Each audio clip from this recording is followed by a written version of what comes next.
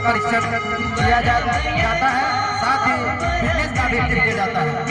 बात सही है, आज जैसा युग है हमें बिजनेस करने की बहुत ही आवश्यकता है। आज हम